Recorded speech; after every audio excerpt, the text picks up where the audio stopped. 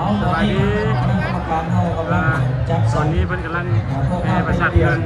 ญาติโยมเนาะเริ่มก่อนไปยังยักษ์ให้ครูบาอาจา การ รย์ อีกครั้งจะก่อนไปสอนแข่งสอนเกียรติเราวันนี้ทำนาพาทางโดยพระอาจารย์เนาะจะอาจารย์เป็นแห่ประชาชนยามหลายเนาะเกิดรถจับเพิ่นไปแห่กันรถไปรถไปรถ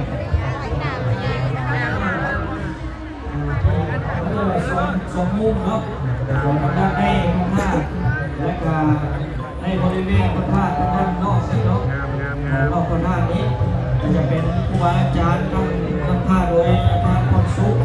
ที่มาจากนอกพระธาตุองค์สอนและก็ไปสอนบริหารพร้อมด้วยญาติโยมเนาะ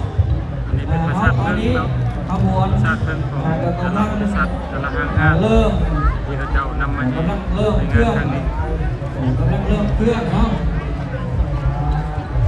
เอาซอยกันนะเป็นนาทีตอนนี้ซอยกัน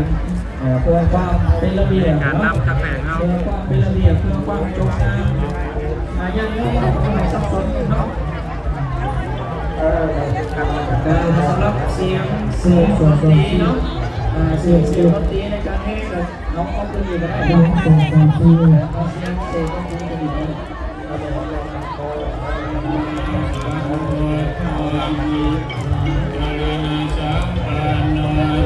่พยานดนตรีเนาะอุปกรณ์ดนตรีส่วนที่พิเศษ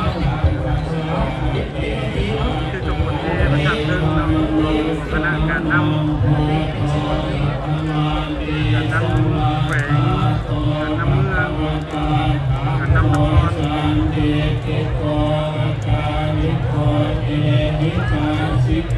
ครยิโกปัจจตังเวทิตา